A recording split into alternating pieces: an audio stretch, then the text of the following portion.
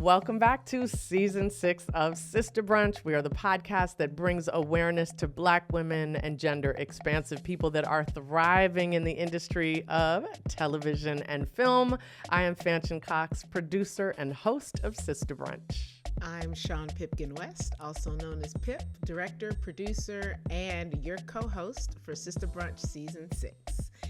Our next guest, I'm so excited to have. You can see her on a critically acclaimed episode of Grey's Anatomy from season 19, episode 15. Silent all these years. She plays Abby, an SA survivor, and her episode got Emmy buzz, and she was featured in Variety's Contenders issue. She's on the second season of HBO's Emmy-winning hit Big Little Lies, ABC's Station 19. She was also on a Facebook Watch show, Sorry for Your Loss, starring and it produced by Elizabeth Olsen, and that's where I work with her on that one as well. And she recurs on the hit, yes, and she recurs on the hit dramedy Johnson. And she also makes a guest appearance on the CBS drama Tracker. Okay, yes. Ms. Khalilah. Yeah, she has won Best Actress Awards at the American Black Film Festival, won the grand prize in ABC Entertainment Group's digital casting competition. We could go on, but let's go ahead and bring her on. So, welcome to Sista Brunch, Khalilah Joi.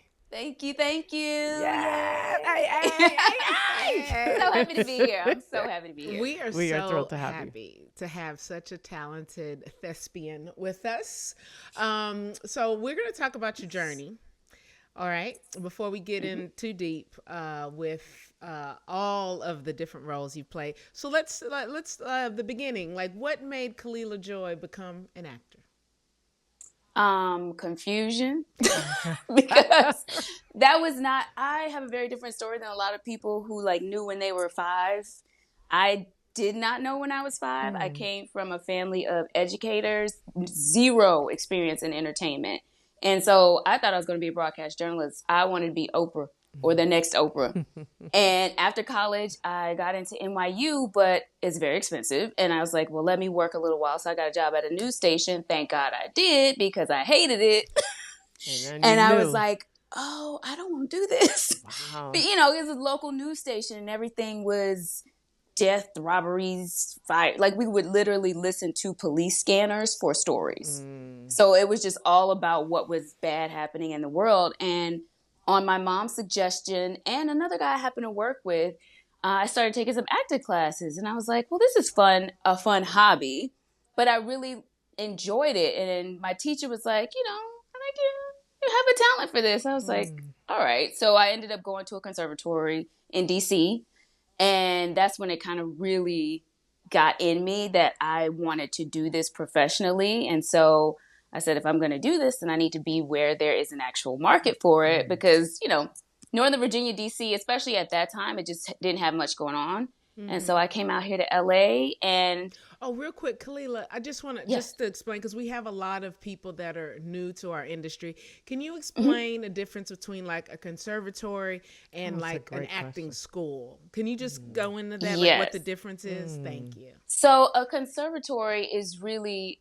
the entire curriculum is crafted around acting, whether it is Meisner technique or Stella Adler technique, whether you're doing body work, voice work, every class is tailored toward you honing your craft in some way, versus going to an acting class like they have out here often in LA, where it's a coach and you're doing scenes. This is from the ground up. We're going to start at your toes. Yes. And we're going to build you into an actor. You're going to do animal work and vocal training and all of the things. And how long was the program? How long is there a typical length for a conservatory versus doing a BA or something like that? A conservatory generally is shorter. So mine was a year. So I was in there for a year. Typically a BA is about 4 years if you're doing a BA in acting or fine arts or something like that. But I was at the Studio Theater Conservatory for a year, and it was an experience. I learned so much. And I also started doing theater when I was in DC, live theater. And I think that's the best teaching arena, the best playground, because Yes. there are no redos, there are no take twos. Live. Baby, you on stage Yes. and it is what it is. Yes. I broke my finger in the middle of a show. Wait, what? And I was like, Wait, you got to tell us. You got to tell us who, what, where, And what you was the kept show? going, How did and that you happen? kept And then you going. finished. We got to hear. We got to hear. So this was a play I did in DC. It was at the H Street Theater, and it was about domestic violence, and I was playing the wife. And at the end, there's very much this kind of Jennifer Lopez enough scene where she fights back. Okay. And so like we had stage combat. Yeah. And I threw a punch, but my pinky wasn't tucked. And so when I connect, because he leans down so you can get the top of his head so you don't hurt him. And that's the hardest part of your skull. And so when I connected, I was like, ah! Wow. And afterward, and you just keep going. Like keep the show's going. not over. You We keep have a going. whole other scene to do. And I was like, I think I need to go to the emergency room. And I went to the ER that night, and sure enough, I had broken my pinky. Oh my goodness. But the show must go on. Yes. It must go Yes. on. And you did it. Yes. You did it. Oh my That goodness. perseverance you had in doing this. I mean, when we have actors on, and we haven't had a lot of actors on, I'm always like, what keeps you going?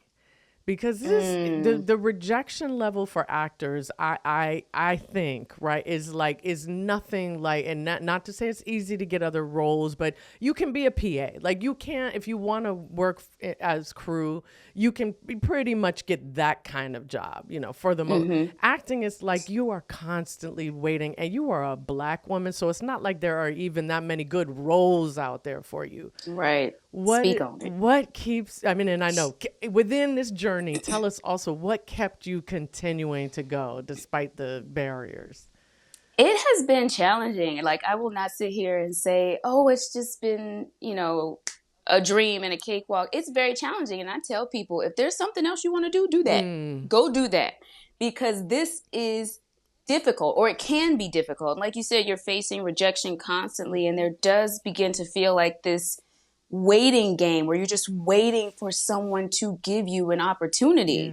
And now you have more options with like YouTube and things where you can create your own content. But a couple of things have kept me going. One is my faith, because I truly believe this is something I'm meant to do. Love it. I feel like God has given me something, and it would be a slap in the face not to use that gift. That's powerful. Okay. And That's powerful. like, I just feel like I have to keep at it. And then another thing is just plain stubbornness. Like, no, I'm not like, quitting. that's what you want me to do. I'm not doing what you want. Yes, no. And there I have love been it. times where I'm like, That's I'm done. I'm going back to the East Coast, but I never do. And you I are so love that. successful. You're so successful at it. Yes. And so Thank talented. And so everybody, like, firsthand, I know how talented this woman is, because I met her during a very pivotal, very seminal episode of Grey's Anatomy. And Khalilah's character, Abby, goes through it. And I just remember it was a master class. I'm just telling everybody, it was a master class in acting. And I just want you, first of all, how did you get the part? Number one, Khalilah. And then let's go through that character, because there were some tough scenes. We all know there were some really tough scenes in that. So let's go. Let's start with that, if you don't mind. So when I booked that particular episode, I had auditioned for Grey's Anatomy 4 or 5 other times. So I had been in that casting office several times and just, hadn't gotten it. And actually, when I got the call about this, I had auditioned for another role. I think I got the call for this on a Friday. I had auditioned for another role maybe that Monday or Tuesday. And so my reps called me and they said, hey, we got a call from casting at Grey's Anatomy. They want to book you for a role, but it's not what you auditioned for. And I was like, okay. They're like, it's a completely different episode, completely different role. So I didn't audition for Abby. Oh, wow. At They all. knew you from your They audition. knew me. Yeah, they knew me. And they were like, but wow. we're not giving her the, but she is Relationships. perfect for this relationship. Showing up, And doing an amazing job in your previous auditions. That's it. And so actors will say that, and you don't really realize it until it happens to you. Like, you're booking the room.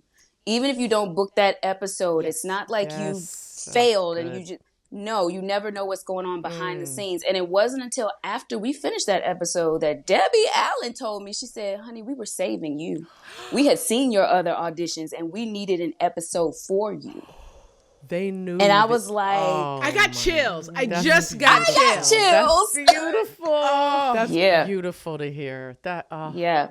It was, I had no idea. You just don't know. I had no idea. Know where it comes. The blessings, right? Beautiful. You just never know where they come. Okay, so now you got the part. You read the script. Shawn, can I go backwards since we're going there? Would you tell us how you prepare for an audition? Oh, yeah. Typically, how do I prepare for an audition? First of all, you get the sides, hopefully within enough time. Right? It used to be, now with the newer contracts, it's better, but sometimes you used to get an audition and like, hey, we need it by the end of the day. And you're like, what? I just got this. But it's gotten better. So, you go over the sides and obviously you want to do as much work as you can to memorize. You don't have to necessarily be off book, but I like to be familiar enough with the text that I can live in that world and I'm not staring at the page.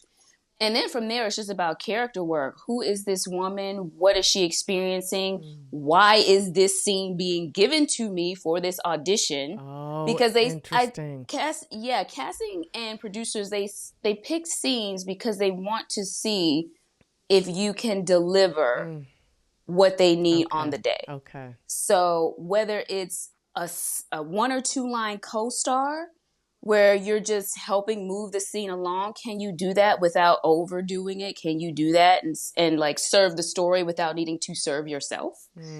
Or a larger character like Abby, I think it was I don't remember the episode, another Grey's audition I did that was very heavily emotional. And, I did it in the room. And I think that may have been why they said, I think she can carry this character. Hi, this is Fanshen, and you're listening to the Sista Brunch podcast. You can support us by following and interacting with us on Instagram. And interacting, we mean leave a heart, leave a comment, ask us questions, tell us what you want to hear on the show. We are on Instagram at Sista Brunch Podcast, and you can leave us a review on Apple or Spotify. While you're leaving the review, tell us what you like to eat for brunch. What is your journey? What questions do you have for our guests? You can also watch the full episodes of this podcast on YouTube at youtube.com/Trujulo Media, TRUJULO Media. And you can watch highlights on TikTok at Trujulo Media. So, like, you're talking about characters. So let's talk about Abby and, like, because I'm sure the episode was not easy for you. I mean, but maybe, okay, but maybe No. it was. I don't know, okay. No. So let's just talk about it because, again, and for those, I was a first AD. I used to be a first AD before I became a director. And so I was there crying at Video Village and all these scenes. I was like, I got to keep it together. But she's just like, she's just bringing it. She's bringing it. I can't wait to watch this up now, of course. It's so good. So let's just talk about, like, Abby, the character, those scenes, that one rough scene, whatever you want to share with our viewers. So I got the script after I got that call, and it was a Friday night, and I read it that night, and I was weeping, just reading it on the page, weeping. And I was terrified because I was like, this is heavy. And I could tell by the way the story progressed, I was like, they're doing something really important with this particular episode. Like, this is so intentional. And I didn't want to do it a disservice. So I was scared to death. And I called my acting teacher at the time, and, we talked about it a little bit. And I called a very good friend of mine who is a therapist, because I really wanted to talk about the psychological implications of having that kind of trauma, because that's important. Like, what Abby is experiencing was so complex. And I just wanted as much information. Mind you, the table read was that Monday. So I got it Friday. Table read was Monday. Okay. No. Wow. Yeah. So you had the weekend I did to the prepare. weekend, yes, to download all of this. And did as much research as I could online about survivors of assault, and I just tried to let it wash over me as much as I could. And we got to the table read that Monday, and that went well. We were crying at the table read. It was impossible to read Abby and not feel, at least for me. Wow. Like I don't know how anybody could have done that. And then when we got on set, I again was very scared. I was still scared, but I was like, be scared, but still do it. You can be scared, but you're going to do this.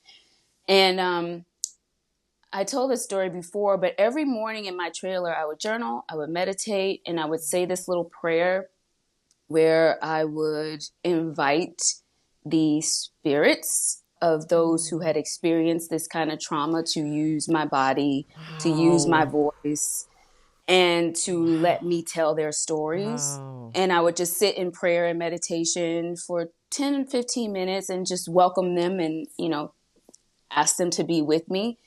And I was talking to my husband about this the other day. That experience is still singular for me because Khalilah was not present most of the time. I was not there. And I look back on that episode in the past and I'm like, I don't even feel like that's me. Ooh. Because in some respects, I don't think it was. It was Abby. It was Abby. Yeah, it was Abby. And it was Abby all was all of those these... Yes, this collective of experiences. Yes. And I remember being on that set in between takes now. Nothing's happening. We're not filming. The sound of a man's voice would make me cringe. I was so scared. Wow. And I remember laying on the gurney at one point, just shaking. Nothing's happening. We're not filming. Just shaking. And so I was aware in some respects that something bigger than me was happening in that episode. You got Shawn crying now. I know. I'm looking. You two got me teared up. What a gift. What a gift you have. And I just said, I love how you just pointed out that you knew that was an impactful episode. Everything we do, right? Every day we go to work, we should be doing our best to be impactful. But this one, you knew the weight of what it was you were going to be, the story you were going to be telling. And you gave everybody the gift of all that work. Oh my goodness. Okay. I still don't know how she didn't get nominated for an Emmy. I literally was like, what is wrong here? We know. This is the reason that you all created Sista Brunch and the reason we created this podcast is because we know. And this is part of the thing, right? Is like that we walk around with pain all day, every day. Being Black women is a painful experience, as joyful as it is as well. Yes. And I think that, and we know we have evidence that doctors don't believe that we experience the same amount of pain, right? They don't even give us the same painkillers because they think that we can tolerate it. And so they have a hard time believing that it's a performance when we are showing pain, that you put work into that, right? And in some ways it's true as Black women, like you had access to, but you were performing, you were giving an experienced, highly qualified performance. I just get on my soapbox on these things because I'm like, it's so. You're not wrong, though. Oh my goodness, it's true. Especially I think about in the medical industry. That was when I first learned about that from medical students. Medical student. Like, this is not just a rumor. This is they are saying this is the experience that they are seeing this in hospitals. Oof, yeah. So as we go along on your journey, we also have a finance question because we find that we don't talk about this enough, and therefore we don't have the confidence to know what we can ask for. I hope you were at the point where you get to negotiate your salary, that you're not just a scale anymore. I would imagine, given all your accolades, that you would be. So can you talk to us about one, kind of any ballpark or specific figures you want to give us? And then two, also, what do you do to negotiate? Yes. So I don't do the negotiating. My agent does that. Thank goodness, because and that's their job. They get to be the hardball playing, bad guy, so to speak. Yeah. But yes, thankfully I am at the point where I no longer work for scale. So we do negotiate my rates depending on, for any project that comes to us and that we get an offer for. And it's interesting. It can vary. So let's say a top of show guest star, and that's a little bit more specific than a regular one-day guest star. So there's co-star, guest star, top of show guest star, recurring, series regular. And this is specific to television. Okay. In terms of like the tiers of roles that you get. Okay. And so top of show guest star, which would be like an Abby on a Grey's Anatomy, you're working multiple days. You have a very significant role in the telling of the story. You're not just serving the story, you are a big part of the story. And so for something like that on a 1 hour, I think the scale rate may be about $8,500. So I think that's kind of where you start. And for that amount, you get held for, I think, a week of work. Whether you work that entire week or not, they get you, I think, for up to 8 days. That's typically what a 1 hour takes for an episode, right, Pip? Yeah, 8 days? Around 8. Yeah. Mm-hmm. Yeah, around 8. So they get you for 8 days.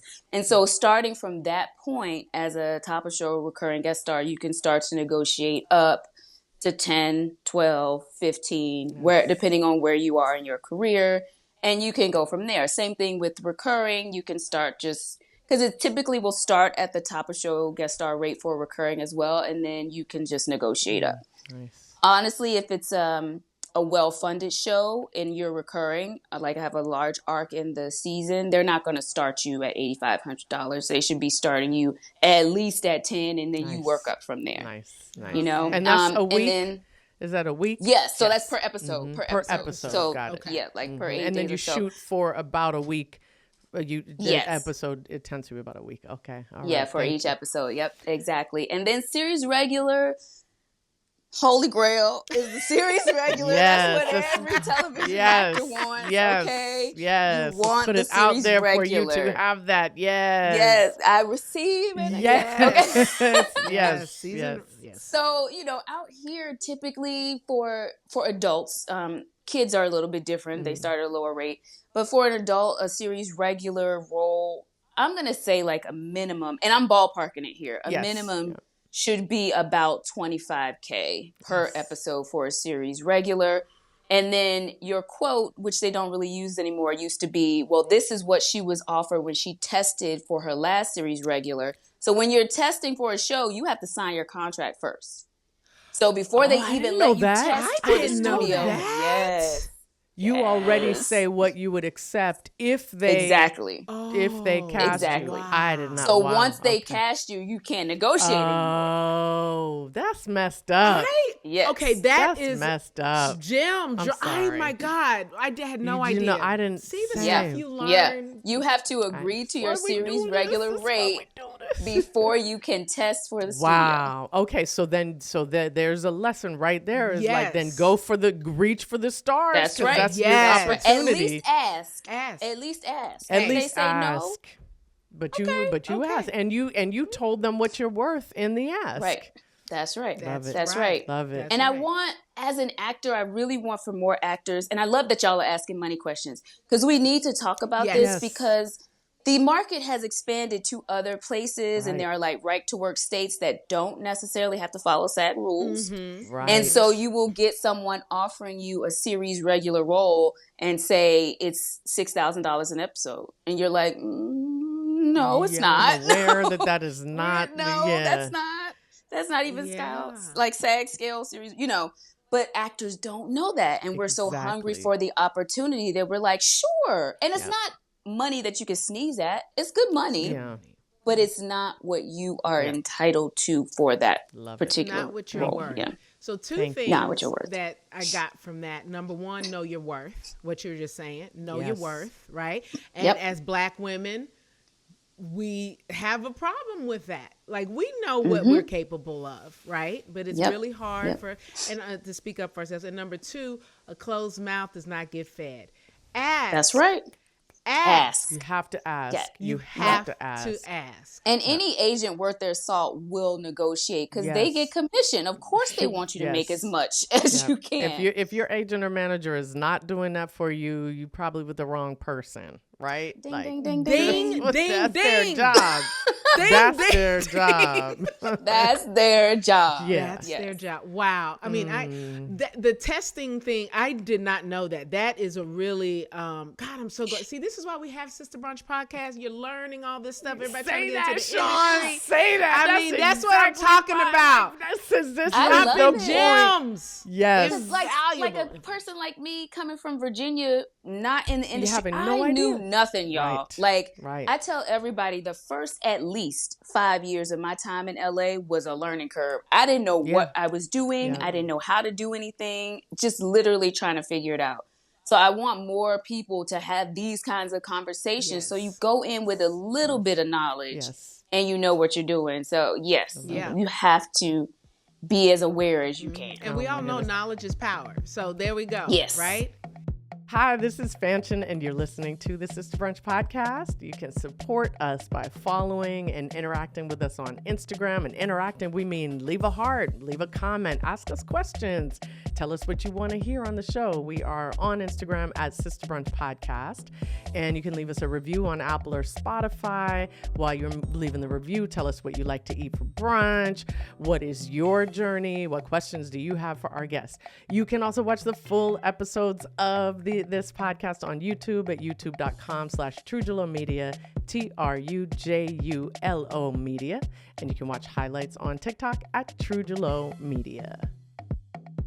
I want to segue into, we have a tech talk segment, right? Talking about tech. So obviously with the pandemic, a lot of actors had to do self-tapes, right? That's a whole big thing. And I know in negotiations, you guys got some, what you need like 4 days heads up before a self-tape or something like, okay. Copy But that. they Not still talking- not, just because it They says still it's not on doing the it. contract. Oh, okay.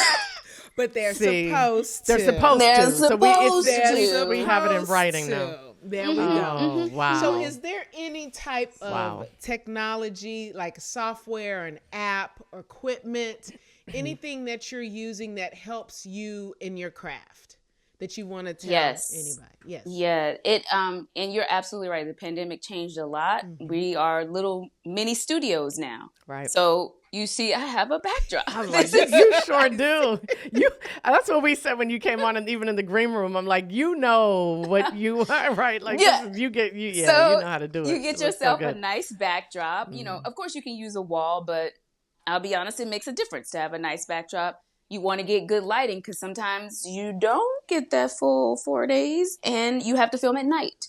So you don't have daylight, so you're going to Right. need some kind of lighting. I have 2 box lights set up now in this room in front of me Yes. that I use for my auditions. Also, most of this stuff you can find online, and it's not super expensive, but get a decent quality. Of course, you're going to need a tripod for your camera. I still use my phone. I do have a professional like Nikon camera, but the phone is just so much easier because it's seamless with my computer because I have an iPhone and I have an Apple computer, so I can just upload and edit and Nice. get it out here. And then another app that I find very useful, especially if you're on a time crunch and need to learn a lot of dialogue, is something called Line Learner. Oh, And thank so, you. Okay. yeah, it's an app where you can record your lines and your other speakers' lines, and you can eventually take your own voice out so you can simply respond to your cue lines. Brilliant. Yes, it's Yes. a great learning app. What's the app So, again? It's called Line Learner. Line Learner. So, We gonna get yes. sponsorship from them too. We got Yes. Come on, Line Scriptation. We got Final Draft. We got Line Learner. Yes. I love Yes. that. Oh, Yes. that's It's so so helpful. useful. So Oh useful, my! yeah. Now you Okay. also mentioned that you edit. You edit, like you record and edit. What Oh, do you yeah. edit on? I use iMovie. Yes. So I have, I have an Apple computer, so I just upload everything directly into iMovie. And it's very simple. You usually just have your slate, your scenes, and do a couple of fade in and out transitions so it looks a little more professional, and then just send it off and you're good to go. All right. That's cool. Khalilah, may you get a series regular before this episode even comes out, and we can be like, yeah, series regular. I'm sorry. Go ahead, Shawn. Yeah, I know. Because Fanshen has a really good question that's coming up, but I wanted to know, is there anything you want to spotlight or publicize that's going to be coming out New Year 2025, which is what we're in right now? I know, right? Yeah, this year. Brothers, I know Johnson, yes. right? That's Johnson, the show. yes. Is it still on Bounce or BT? Like, so it originally airs on Bounce, but we have now been picked up by Hulu. Yes. So all 4 of our seasons are now on Hulu. Yes. Watch it. Yes. Oh, I love it. It was really big for this show because Bounce TV is an over-the-air network, but it can be very difficult for certain people to get it depending on what your provider is, who your provider is. Yes. So now that it's on Hulu, we've gotten so many people in our DMs and on socials like, oh my goodness, how have I not known about this show? Where's this show been? Yes. Like, so it's on Hulu. So now. another couple of our guests this season, their show went from Bounce to Netflix, which is Act Your Age. So we had Allison Faust and Morenika, Joella Evans, and there's also I know Morenika. We love Morenika. Oh my goodness. Yes. Oh. And I just, because that's another tech question, right? Let's talk tech is like that it now, in the best of ways, there are so many different platforms. And I say that too, right? If you don't get this role that you just auditioned for or you applied for, the platforms are growing, the opportunities are growing. So stick around, right? Don't give up, stick around. Yes. I have the feeling this might be part of your advice in our next question. So now we're going to ask you our signature Sista Brunch question, which we ask every guest towards the end of the episode. So so Sista Brunch came out of the DGA program.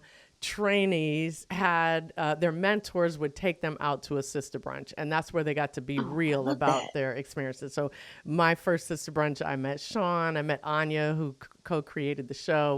We have Nandi Bo, we have other women Khalilah from Sista has Brunch. been to one. The one at my house. Yes, this is the one you didn't go to, Fanshen. Yeah. The one at my house. Where we had 50 beautiful black women. It was amazing. I was going to say, it was packed. This is why we do it, because you go in that room and you're like, what? And people are telling me we can't find enough black women to hire to do that, know how to do this. And you go to a Sista Brunch, you're like, but they're right here. They're right here. So that's why we do it. So now you and your younger self are sitting down to a Sista Brunch. What are you both eating? What are you both drinking? And what do you tell her? Oh, this is such a great question. What are we both eating? There's a lot of options because I love food and I've loved certain foods since I was a kid. But specifically, there are 2 things. That's not true. There are many things that my mom, who I love her to death, she passed many years ago, but my heart, my best friend, my soulmate, everybody who knows me and my mom like this. But there are certain things that she would cook that I can't get right. To this day, I cannot get it right. Okay. And one of them was her lasagna. Ooh. Another one was her meatloaf. And then her collard greens. So I know that's a weird combination. I love it. But if I can get some mama lasagna, mama meatloaf, mama collard greens, we would be so happy, little Leela and me. I love it. It would be so. She used to cook for me in college, and I would take it back to my friends. It was amazing. My mom was an amazing cook. And $300 chocolate cake, which I can make. But that was also one of her specialties. Wait, what's a $300? Wait, now we got to... I know. That's the name. One of my uncles named it that because he was like, this is so good, you could charge $300. So I love it. It became the $300 chocolate cake. Yes. It's just double chocolate with this really incredible homemade frosting. Homemade everything. I've never had a box cake in my house. That's just the truth. My mama was a baker. So that's what we would eat. We would drink sweet tea because, baby, I'm from the South and we want sweet tea. And you don't sweeten tea on the table. It's already, it is sweet. It is sweetened in the pot. Somebody said when you look through it, you shouldn't be able to look through it because there's so much sugar in there that it's making it sweet. Listen, as it brews, it needs to be sweetened so the sugar can dissolve. I love it. When people give me iced tea and some sugar packets, I'm like, get away from me. That's not it. Wait, where in the South did we talk? Because I know you were in D.C. for the conservatory, but where in the South? Yes. So I was born in a very small town called Thomasville, Georgia. And that's where my mother's family is from. But we only stayed in Georgia till I was about 6. And then I grew up in Hampton, Virginia. Okay. So Southern Okay. Peninsula, Yes. closer to North Carolina. Okay. But I used to go back to Georgia every single summer, like freshwater fishing, bare feet, country girl. That was me in Georgia. All right. So what would you tell that girl, and that little girl in Georgia who didn't even know, because like you said, she didn't even know that she wanted to be an actor. What would you tell her? I would tell her so many things, but the first one would be, you're okay. You're okay. The way you are right now is okay. And everything will be okay. Because I've always been a very anxious person. I grew up overweight and was bullied relentlessly as a child. You know, growing up in the 80s and 90s is different than today. There was no inclusion and there was no body positivity. So you got it from everywhere. Kids, adults, it didn't matter. And I just want her to know that there's nothing wrong with her. Like, you are beautiful and funny and kind and loved, and you're okay, and everything is going to be okay. Yeah, and the other thing I would say is, don't worry so much about what other people think of you. Yes. Because I have broken free of being a very intense people pleaser. Yeah. And wanting to make everybody happy, even at my own expense. So I would love to tell her to let that go. Don't do what makes you happy. They'll be fine. And if they don't like you, that's fine too. Yep. Exactly. The world is wide. The world is wide. The world is so wide. And also, Khalilah, you said, you're telling your younger self you're okay. She's doing better than okay. She's doing better than that. Okay. She has a loving partner, a thriving career. I mean, she's healthy, she's alive, she's living. Yes. She gonna be a series regular before this episode And even drops. We gonna say that. Is a And series Oh, regular. y'all speaking Right. life. I thank you. This feels so wonderful. Like, I wish every experience on an interview could be like this, because this is life affirming. Oh, So, we feel the thank same y'all. way. Truly, you are all those things that you would tell your younger self. We want to say to you. I think the timing. We try to make these episodes evergreen, but the bottom line is Misogynoir is here to stay always anyway. But we are we have recently had to experience it. So to hear you keep going in the face of all of this with your confidence, it's so inspiring. I'm so grateful. Thank you so Shawn, much, I'm grateful to Khalilah. you for introducing Sista Brunch to Khalilah Joi. Yes, me too. Oh, thank you. Knew she'd be a Thank great you. guest. I knew she'd be a great This has been a pleasure. Thank you both for having me. Thank you. guest. Thank you, Khalilah. Thanks for joining us for another episode of Season 6 of the Sista Brunch podcast. Don't forget you can subscribe to the podcast, leave a review wherever you listen to your podcast. It really helps support what we do. We appreciate your follows on Instagram at Sista Brunch Podcast, where you can also find your community of Black women and gender expansive people.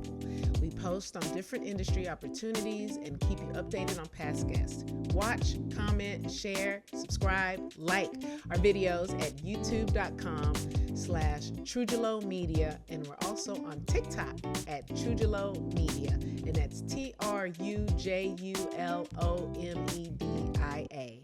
And Sista Brunch is brought to you by Trujillo Productions and is created by Anya Adams, Christabel Nsia Buati, and Fanshen Cox.